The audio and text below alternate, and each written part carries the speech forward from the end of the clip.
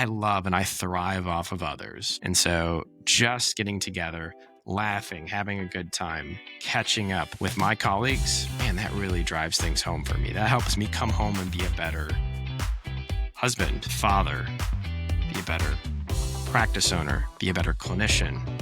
It just drives everything that I believe in home to the highest degree.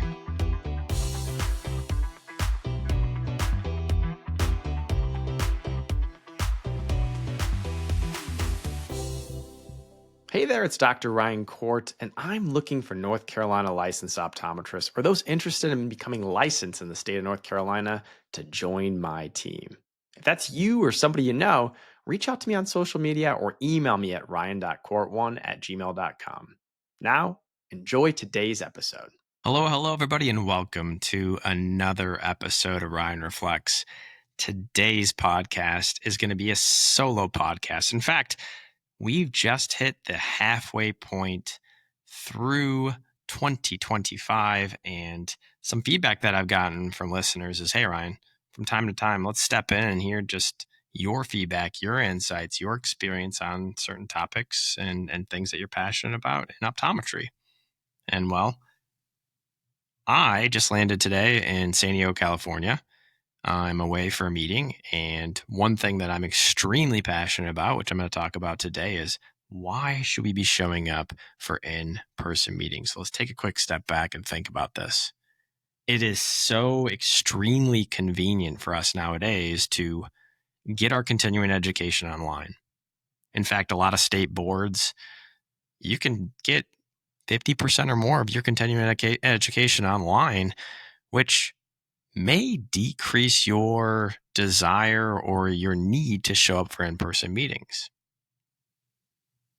But let's not forget about why we do these things, why we have to be showing up in person to optometry meetings to support each other, to support ourselves and our profession.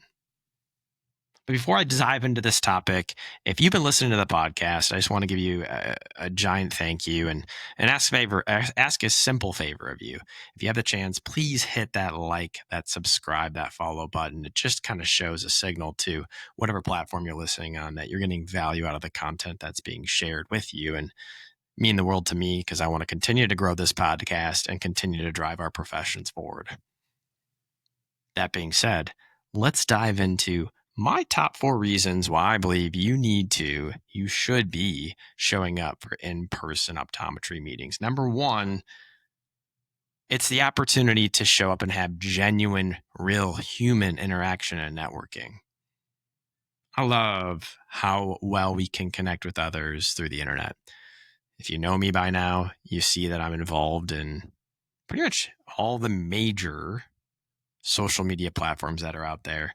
I may not be commenting a lot on the forums, but I try to post content on Facebook, Instagram, LinkedIn, Twitter, you name it. I feel like I'm trying to share content and also comment from time to time on certain thoughts, certain topics, just to be involved in our profession. And I feel like we can do a really good job connecting with others through the internet. But there's going to be a point, and there'll always be a point, where the internet has its limitations and how you can connect with another person. You're going to want to see each other in person. To me personally, I've always loved, ever since optometry school, coming to optometry meetings. And I'll never forget, my first one was the AOA meeting, and this was in Washington, D.C. at the Gaylord Convention Center. Kind of ironic, I'm at a Gaylord Convention Center right now in San Diego.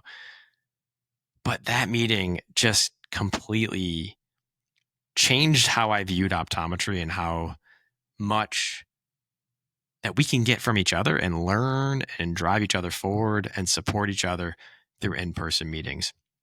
That meeting had the Optometry Student Bowl. I went to a ton of CE events. I was able to walk through the exhibit hall and meet all sorts of vendors and network. And I was there on behalf of AOSA, and it kind of fueled my leadership to continue to grow within AOSA, ultimately to become AOSA executive president.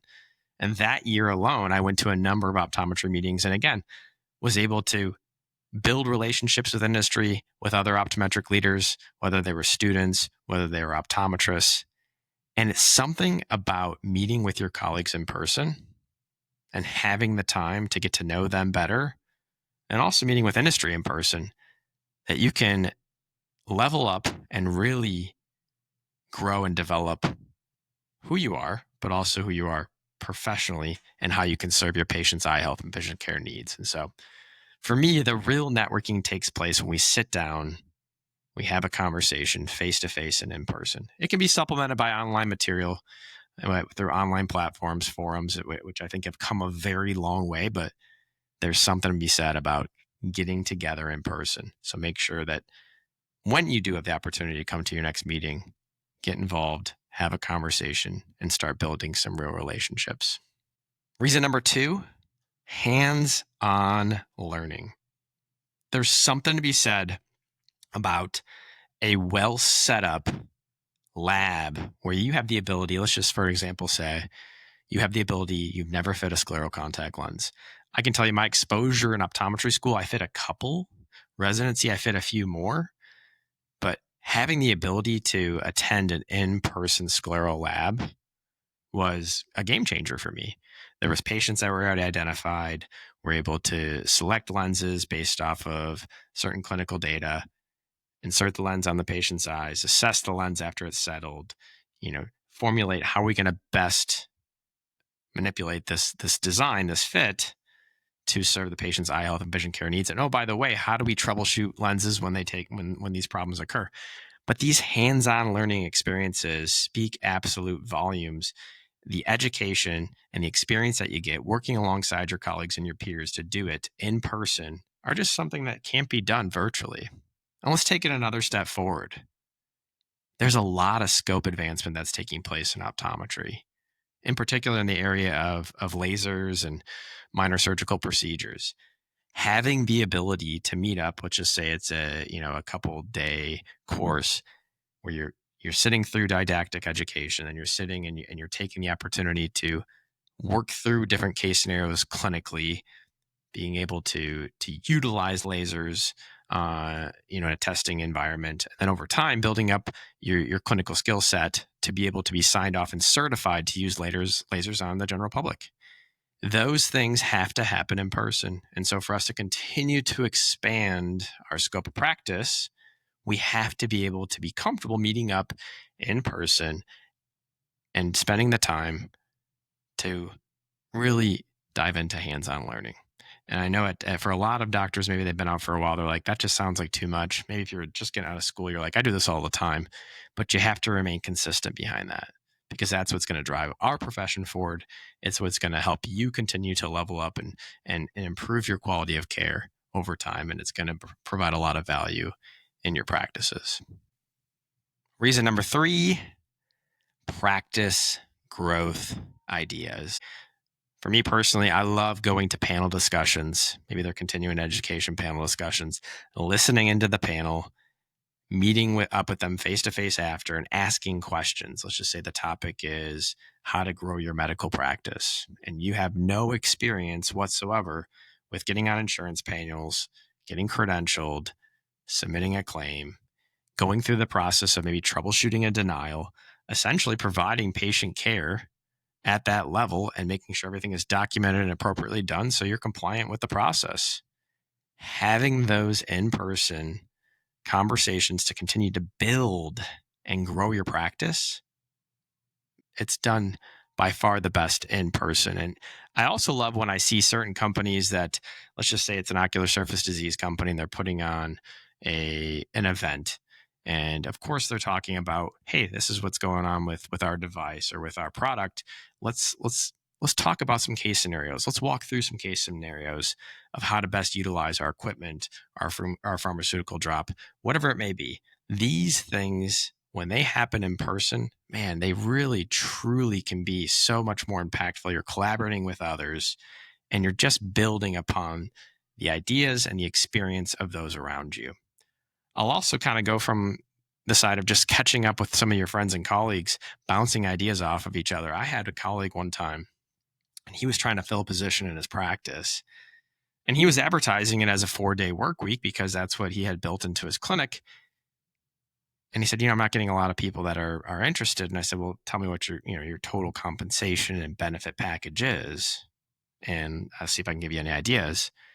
And he was paying well for 4 days a week, but I think a lot of times what people were seeing in the job listing was a 4-day-a-week salary, but maybe not as much upside as a 5-day-a-week salary, and they were open to working 5 days. I said, what if you put the salary down as a range for what they could get to work 4 days, or if they work 4.5, 5, maybe even 5.5, you give them that salary range so they have the ability to really truly see what their income potential and total take home could be. And a light bulb went off in his head, and he's like, Ryan, that is exactly the idea that I needed to hear to just tweak and modify the job description. And let's see where it goes from there. A couple weeks later, he gave me a call. He said, Ryan, you will not believe it. I've gotten probably 50% more applicants. I'm interviewing a few this week. And you're right. I didn't want to undershoot their potential, but I just thought a lot of new graduates wanted to work 4 days a week. And some of them are willing to work maybe 4-5, 4-5.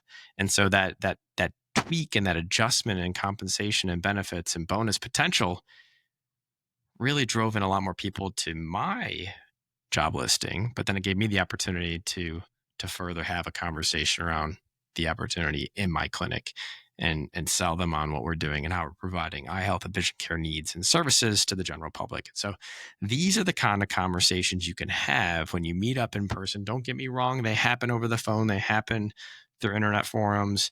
They happen through social media, but meeting up in person really drives a lot of those factors home. Plus, some of the best conversations are had, with an adult beverage at the bar, right? You guys are just kind of relaxing, catching up after a long day of a conference. And sometimes these ideas just come more freely then. And reason number 4, you'll have the ability to not only relax, but recharge. When you can relax and recharge at a conference, it helps you focus on what's important, why you got into your professional career in the first place. And I've read all about burnout that's taking place within our industry, within healthcare. They're trying times. There's a lot that's always going on, not only within the healthcare industry, but within our world. And as you get older, life kind of comes at you quicker. If you have kids and a family and a spouse, and your parents are getting older, and you're juggling more and more and more each day, getting away and having the opportunity to get out to an optometry meeting in person and connect with your colleagues, step out of your day-to-day grind, maybe take a day on the front end or a day on the back end to just sit by the pool or check out a city that you've never had the chance to look into. Those things can really reset and reignite you. Also, and maybe this is just me personally, I'm an extrovert, but I love and I thrive off of others.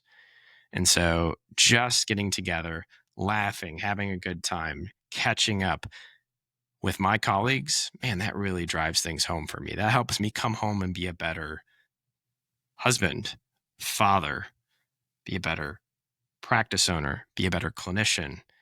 It just drives everything that I believe in home to the highest degree. And so to recap, that's 4 reasons that I do believe you should be attending in-person meetings still, despite all the access to tools and resources and education online. Is number 1, real networking happens in person.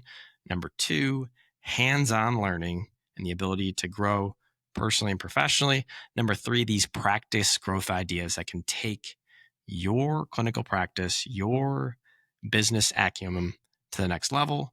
And number 4, just the ability to recharge and reignite why you got into the profession in the first place.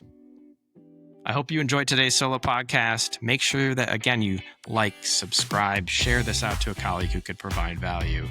And stay tuned for my next podcast where we can reflect and grow stronger together.